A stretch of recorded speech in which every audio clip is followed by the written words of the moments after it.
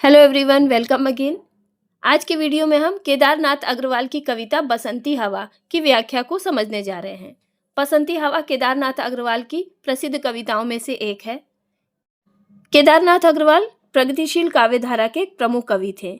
इनका जन्म 1 अप्रैल 1911 को उत्तर प्रदेश के बांदा नगर के कमासीन गांव में एक मध्यम वर्गीय परिवार में हुआ था।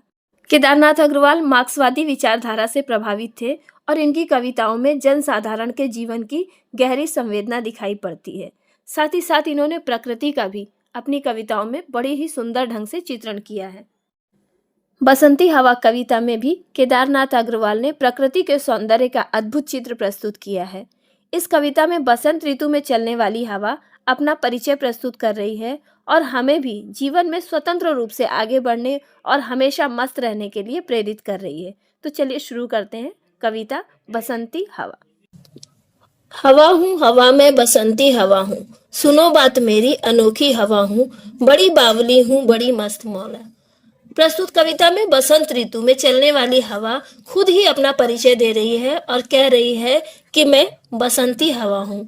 आप लोग मेरी बात सुनो, मैं बड़ी ही अनोखी हवा हूँ, मैं बड़ी बावली अर्थात पागल हूँ और मस्त मौला हूँ। बसंत ऋतु को ऋतुओं का राजा कहा जाता है। इस समय का मौसम बहुत ही सुहावना होता है। इस मौसम में तरह तरह के फूल खिलते हैं और चारों तरफ हरियाली और खुशहाली का वातावरण दिखाई देता है। इस मौसम में चलने वाली मंद हवा का हल्का हल्का स्पर्श हमारे मन को भी आनंदित करता है। अतः इस ऋतु में चलने वाली हवा को कवि ने अनोखी, बावली और मस्त मौला कहकर पुकारा है। नहीं कुछ फिकर है, बड़ी ही निडर हूँ, जिधर चाहती हूँ उधर घूमती हूँ, मुसाफिर अजब हूँ। बसंती हवा कहती है कि मुझे किसी भी प्रकार की ना तो कोई चिंता है और ना मैं किसी से डरती हूँ। मैं बड़ी ही निडर हूँ, मैं जहाँ जाना चाहती हूँ वहां घूम जाती हूँ और मैं अजीब प्रकार की मुसाफिर हूँ। मुसाफिर यानी यात्री। हवा को कोई भी रोक नहीं सकता, इसलिए वो जहाँ चाहे जब चाहे जा सकती है। उसकी गति को कोई बांध नहीं सकता, इसलिए वो एक मुसाफिर की तरह जहाँ तहाँ घूमती रहती है। न घर बार मेरा, न उद्देश्य मेरा, न इच्छा किसी की, न आशा किसी की, न प्रेमी न दुश्मन, जिधर चाहती हूँ उधर घूमती हूँ। हवा हूँ हवा में बसंती हवा हूँ।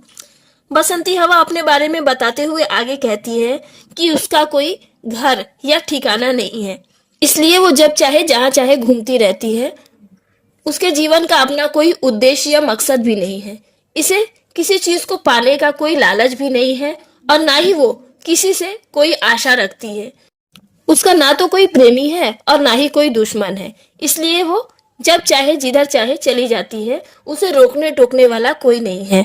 वो जहाँ चाहती है वहीं घूमती है और इस प्रकार बसंती हवा सबको अपना परिचय देती है कि मैं हवा हूँ बसंती हवा हूँ।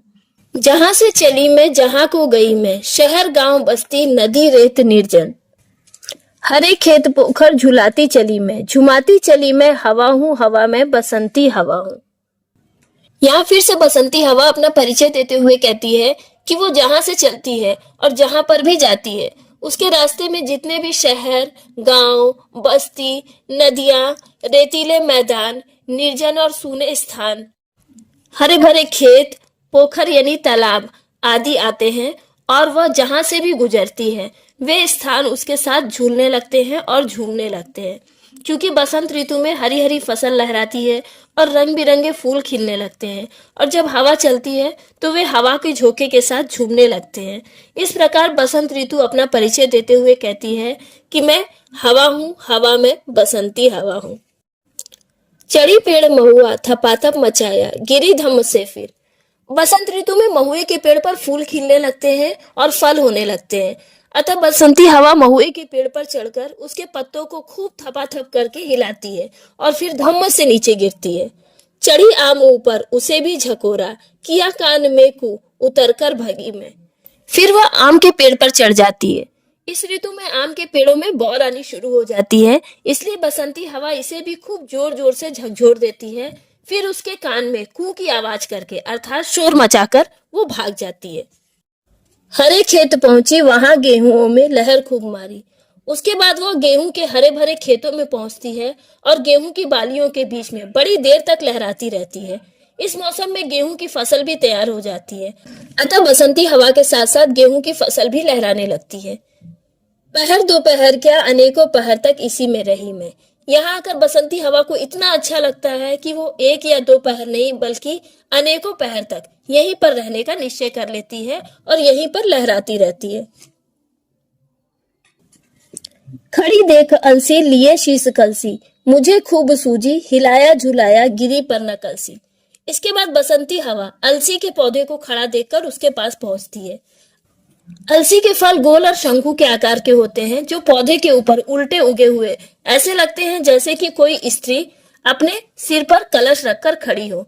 ये देखकर बसंती हवा को शरारत सूझती है और वह उस कलसी रूपी फल को गिराने के लिए उसे खूब हिलाती है झुलाती है, लेकिन फिर भी वो कलसी रूपी फल नहीं गिरते हैं। इसी हार को पा हिलाई न सरसों झुलाई न सरसों, हवा हूँ हवा में बसंती हवा हूँ। बसंती हवा कलसी के फलों को नहीं गिरा पाती है, इसलिए वो इसे अपनी हार समझती है और उसका सारा उत्साह सारा जोश ठंडा पड़ जाता है। इसलिए वो उदास होकर जब सरसों के खेत में जाती है तो वहां पर ना तो कोई मस्ती करती है और ना ही सरसों की फसल को हिलाती और डुलाती है। इस प्रकार हवा अपना परिचय देती है कि वो एक बसंती हवा है। मुझे देखते ही अरहरी लजाई, मनाया बनाया न मानी न मानी, उसे भी न छोड़ा पथिक आ रहा था। बसंत ऋतु में अरहर के पौधे भी बड़े बड़े हो जाते हैं और जब बसंत ऋतु की हवा चलती है तो पौधे नीचे की ओर झुक जाते हैं। प्रकृति की इस क्रिया का कवि ने बड़े ही सुंदर ढंग से चित्रण करते हुए कहा है कि ऐसा लगता है जैसे कि बसंती हवा के आते ही उसे देखकर अरहर के पौधे शर्मा गए हैं।